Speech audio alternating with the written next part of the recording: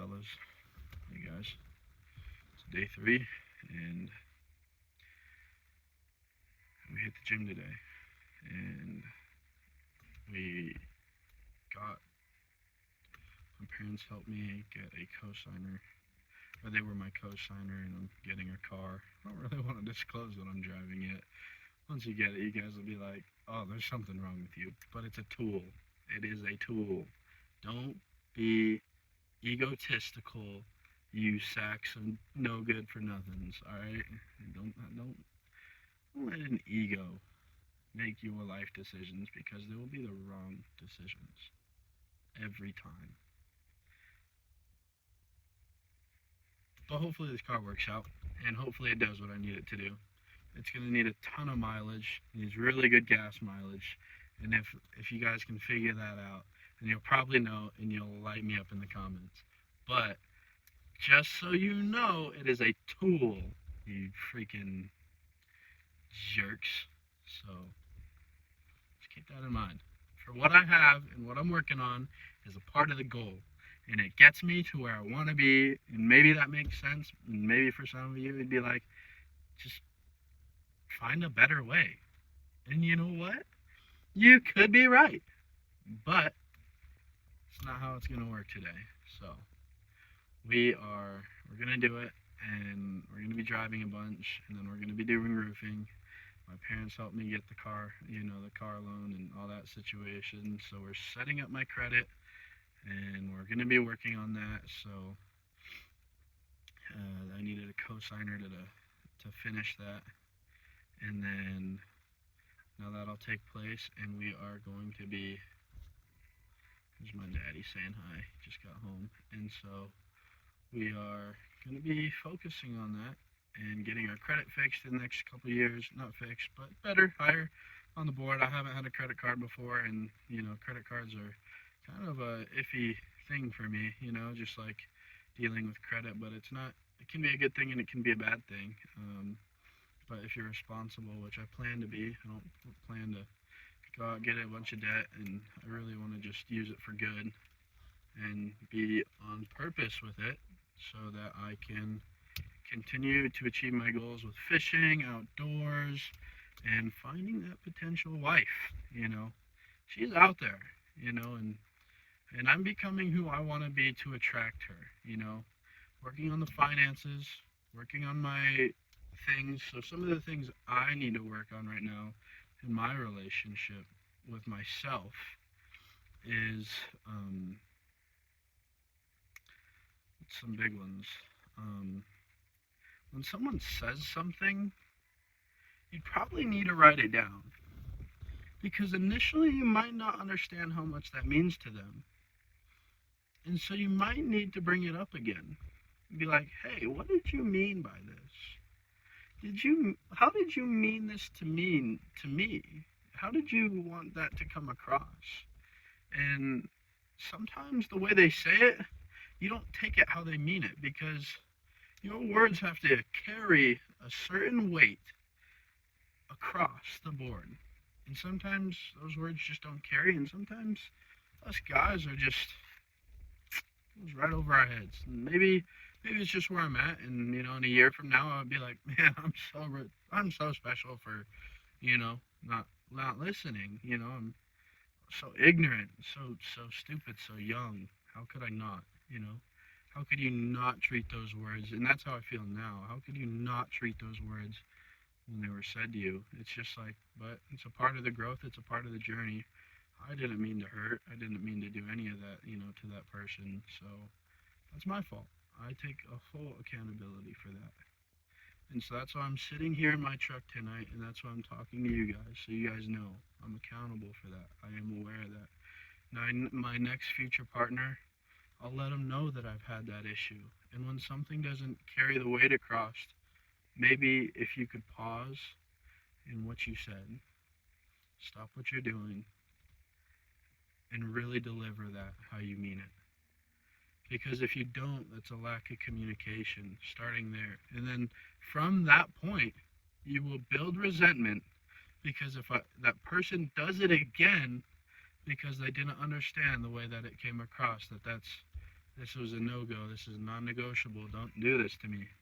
If that weight doesn't get carried into that next conversation, that next fitting, that next argument, those, if you bring past stuff up into that present argument when it's not, it doesn't need to happen, they'll start to build resentment, and it won't be a one instance moment that 6 months later it's like you no longer want to be with each other, because you've built so much resentment. It could be years, just a little resentment, and then you might even feel like it came out of nowhere because it wasn't communicated, where that weight carried into that conversation where it's like, this is really important to me, and if you keep doing this, you will hurt me if you continue to be this way.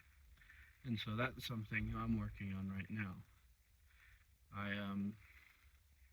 So every day when people talk to me, I'm going to be more observant in their words and what carries to that next conversation. I'm not going to be perfect. I'm not saying that. Perfection is not what you're looking for. It's increments. It's the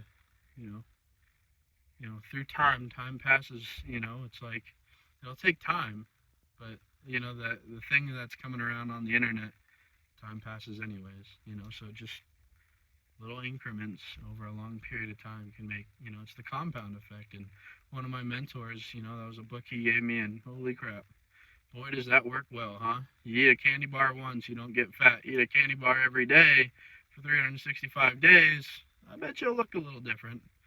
And some of us do that in our relationship, and we don't necessarily notice.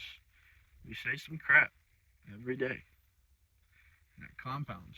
It builds a reservoir of resentment, and it hurts.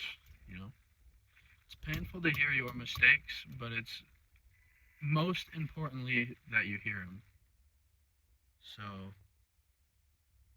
it's most important that you hear them, and that the person that's having the conversation with you tells you as soon as possible, to where that weight carries into that, into the, before it's too late. And if they don't care, they don't listen, then it's just, you're looking for a different partner. There's another fish in the sea that'll bite that lure. I'm a fisher. I'm not perfect, and fishing's an art. Loving is an art. It's choosing to be a lover. It's choosing to be a fighter for your person. And right now, I'm choosing to fight. I'm choosing to love. I'm not, before I was stuck and I was on the downhill trend, but, something happened where I was like, that is not who I am. And there's been a space that has been created since we've separated, where I'm like, that's not who I am. And I want to be on the upward hill. I want to grow. I want to do those things. And some of us are just on a roller coaster, and some of us are just riding down, But as soon as you hit that brick wall, then you're like, all right, maybe this was the person I wanted, or, maybe like I didn't want. But it's not who I want to be. It's not someone I want to be, and you want to start going back up. And that's where I'm at. I'm on the uphill battle, because I want a person in my life that I can be their rock. I can be the person that they can come to when there's a problem. I want to carry the weight on these shoulders, you know what I mean? Like, in order to do that, I have to build my character to where I can hold my stuff in its place and not waver, I need to be firm in my beliefs. I need to be firm in where I stand, and I need to be firm in the way I treat people. And I need to be soft with my words, so that I can love every part of, the person, and, say when things are wrong, say when things are out of place, and have the courage to not let that go unsaid.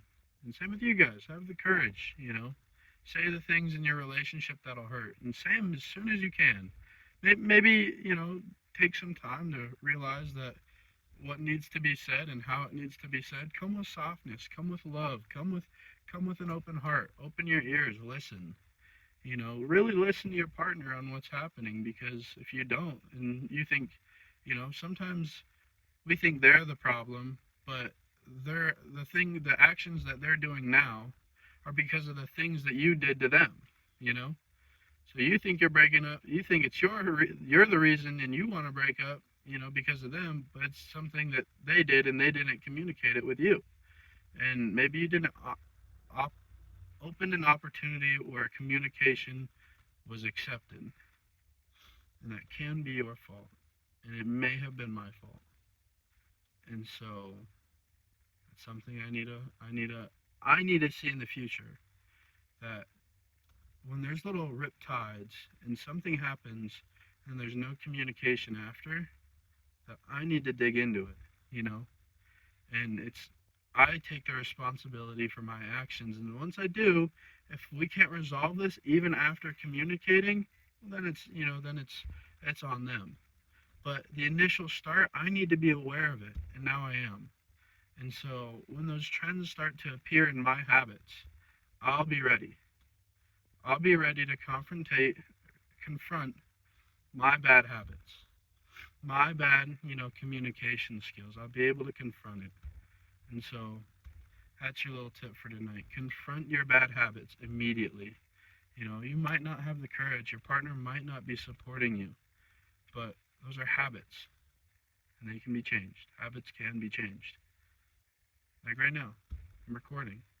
This is a new habit. My journal.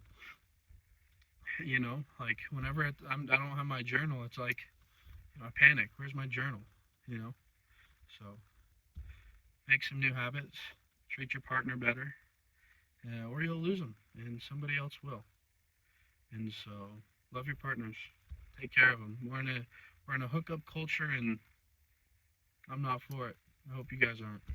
Take care of your significant others. Love them. Appreciate them. Take care of them with open arms and undivided attention, and listen. They might sound silly. It might sound silly to you. It don't matter. Listen. So that's what I got for you guys tonight. That's what I got for myself tonight. That's the things that I'm working on that hopefully adds value to you, the listener. There's some relationship out there that I hope has bettered from this conversation, and it might not be now. YouTube's great. Videos last forever, until they get, taken down. But hopefully I'm not, too controversial. So, good night, guys.